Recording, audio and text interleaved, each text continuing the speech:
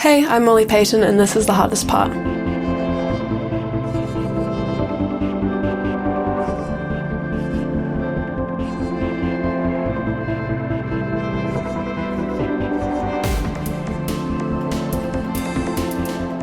Hello, and welcome to The Hardest Part, the show that unravels the stories behind the most challenging songs ever written.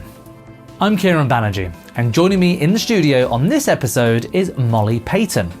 Now, when I spoke to her about her song, You're On Your Own This Time, again, she shared why it was so deeply personal because it was written about her father, who was arrested when she was 18. Molly explained that she wrote the lyrics after her first visit to him in prison, a time when she was struggling to process everything that had happened. The weight of it all made it too difficult to speak about publicly, so she put the song on hold. Over a year later, while back in her childhood home in New Zealand, she began writing and recording a new project, and it suddenly felt like the right time to finish this song. Although she had other tracks that touched on her relationship with her father, none had directly addressed it like this one. When she completed the track, she said that she found the experience incredibly cathartic and freeing. Molly mentioned that after finishing this song and the rest of the album, she felt a new sense of freedom that she hadn't ever had before. And make sure to stay tuned to hear the whole track at the end of this episode, but before that, here's my chat with Molly.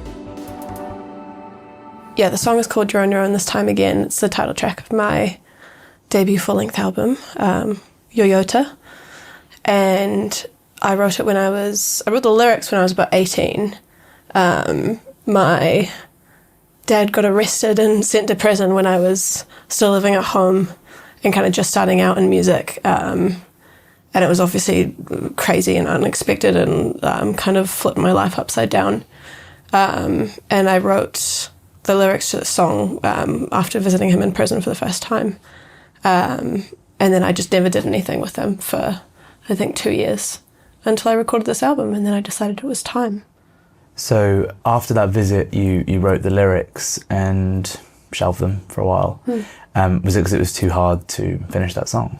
Obviously, it was very personal and I hadn't really processed any of it, and I wasn't ready to speak about it in front of people, but also there was the fear of alienating my listeners because it's not exactly something that everyone goes through all the time. And I thought I think at the time I thought that people had to directly relate to lyrics to connect with a song, which obviously isn't true.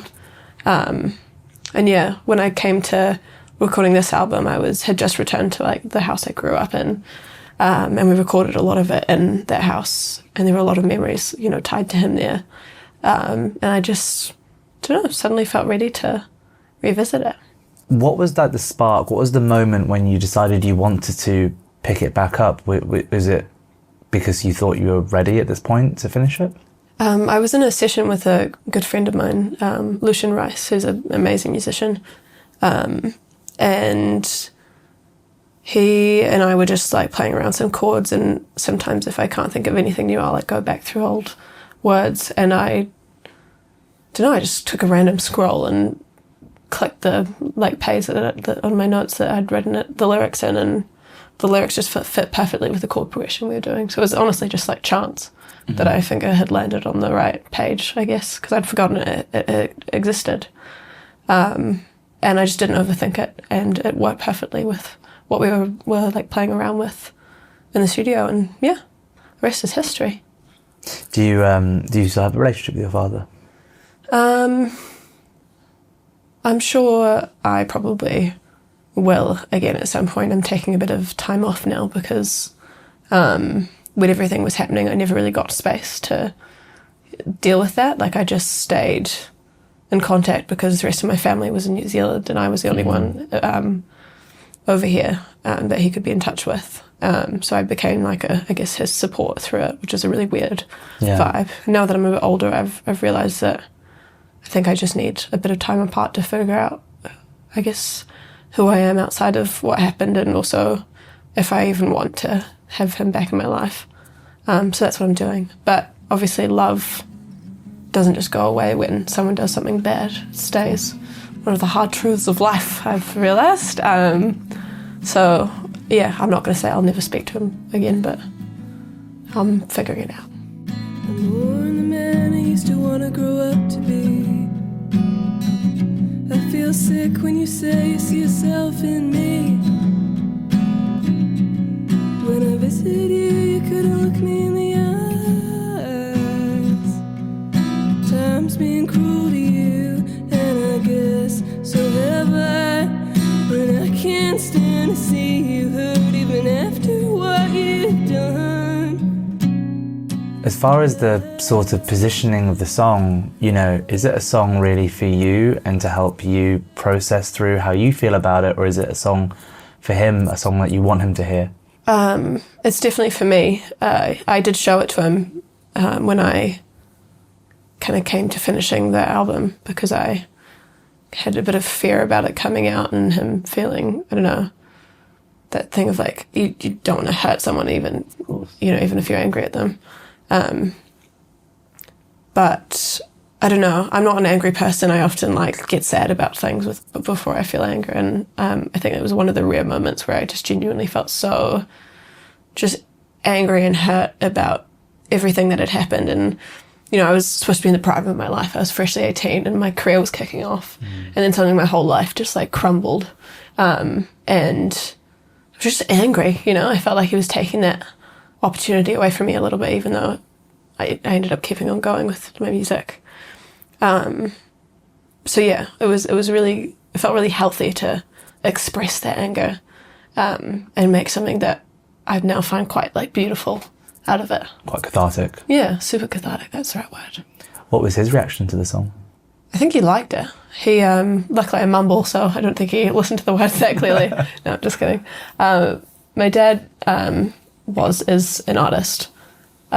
So he actually said to me that he was glad that I had made something out of the situation and that he was proud of me, which was obviously like maybe cry my little eyes out. But I don't know, I think I'd expected him to be angry or ashamed in a way, because, you know, he was at this point trying to rebuild his life a little bit. And I was worried that he'd be, I guess, upset that I was bringing it back up again. I imagine because he's an artist himself, you probably knew how you felt writing that song and that it was going to be a cathartic and experience for you and a very fulfilling experience for you. So, you know, I think probably the best outcome, right? Like, he's really proud that those bridges were, you know, crossed through art, really. I'm glad he was so understanding. I also was glad that, because obviously it's not only my story to tell. Like, I've got obviously a lot of family who I think would rather leave it in the past. But everyone was really supportive of me. You know, when it came to writing the album, I talked to people and I just said, look, like, I'm probably going to talk about this. But I just made it clear that I was talking about that, I guess, the effect that having that, like, trauma as a child and that, like, relationship with one of your caregivers and how it affects you as you form your first adult relationships. Like, that's what the album is about. It's not about the nitty-gritty details of, like, maybe, I don't know, what he did or, like, you know, about him specifically. It's about our relationship and how much that would affect my relationships and my life moving forward. And everyone was really understanding about it. So I'm lucky to have such supportive people around me. I shouldn't go again.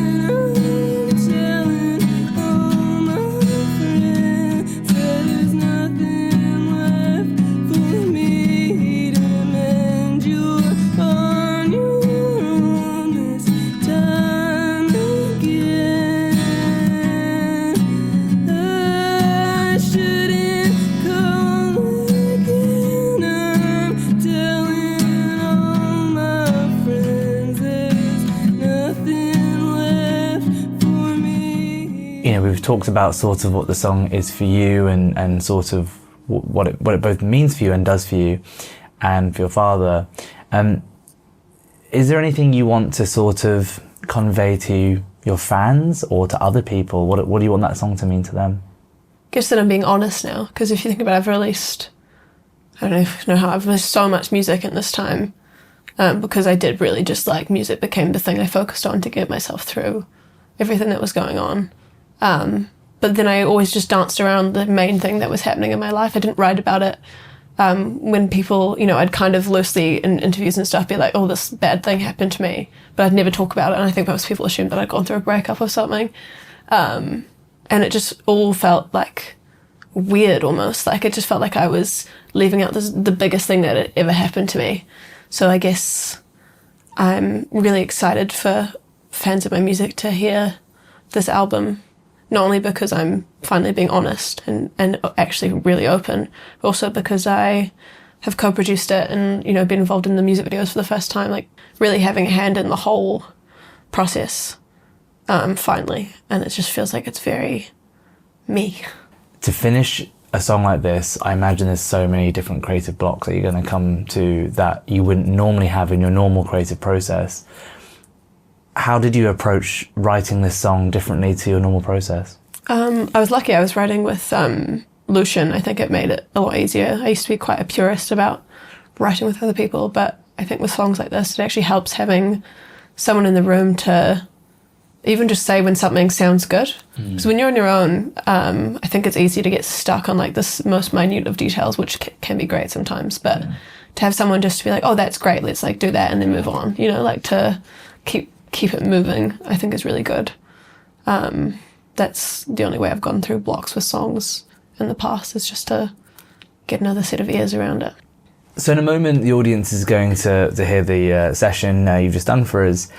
What I love talking to artists about is no matter how many times I've heard a song or I think I know a song, after speaking to an artist about these really specific parts of the production, I then listen to it again and it takes a whole new meaning for me. Songs that I didn't think I liked before, or I thought it was about something else. And I think it's a really magical experience to listen to something with that in the back of your head, really. Yeah. So as our audience is about to hear your session, is there any specific elements you want them to really listen out to that's going to really sort of change the way they listen to this song? Something that I was really interested in when I finished the track and started showing it to friends is I wanted them to listen to how the lyrics applied to their own life, because obviously it's quite specifically, like I mourn the man I used to want to grow up to be is pretty like specifically about my dad and my relationship with him. But the rest of the song and like even specific details and lines, so many of my friends connected that to like boyfriends that cheated on them or like just partners that they had, and I don't know, that's my favorite thing, and that's what I would probably urge the listener to do, is to see how it can apply to your own life, I guess, and see how like you can connect it to yourself, because that feeling of betrayal and like wanting to not love someone anymore, I think is so universal. Molly, thank you for joining us in The Hardest Part. Thank you for having me.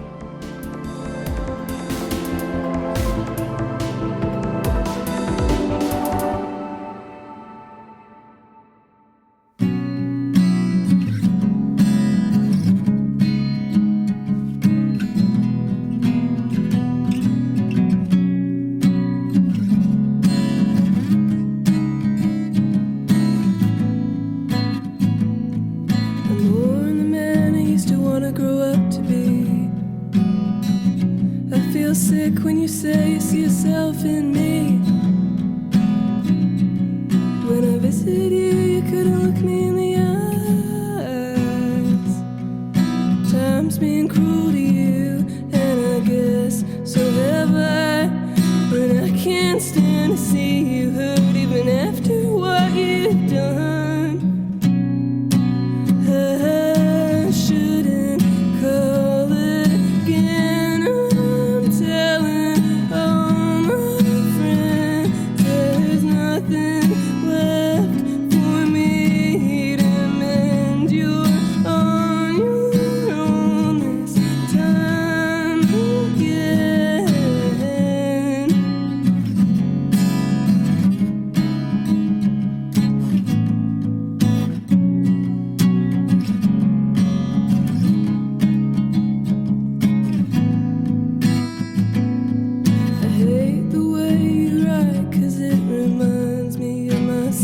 And I still got a few of your shirts in the back of my shelves. I couldn't explain why I hold on to your things. I guess the memory of you gets gets the better of me. And I'd hate to think I love you after all the things you've done. I shouldn't call again. I'm telling all my friends there's nothing left for me to mend. You're on your own this time again.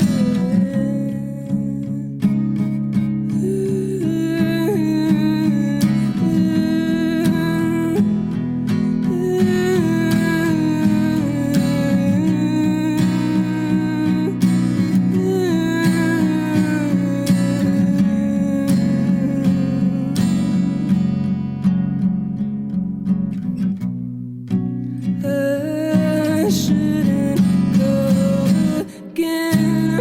I'm telling all my friends that there's nothing left for me to mend. You're on your own this time again.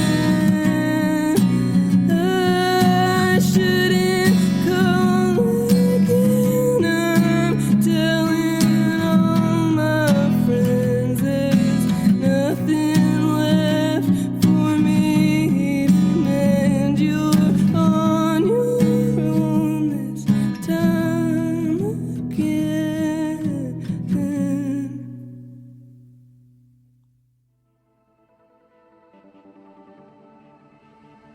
Thanks to Molly Payton for coming on the show.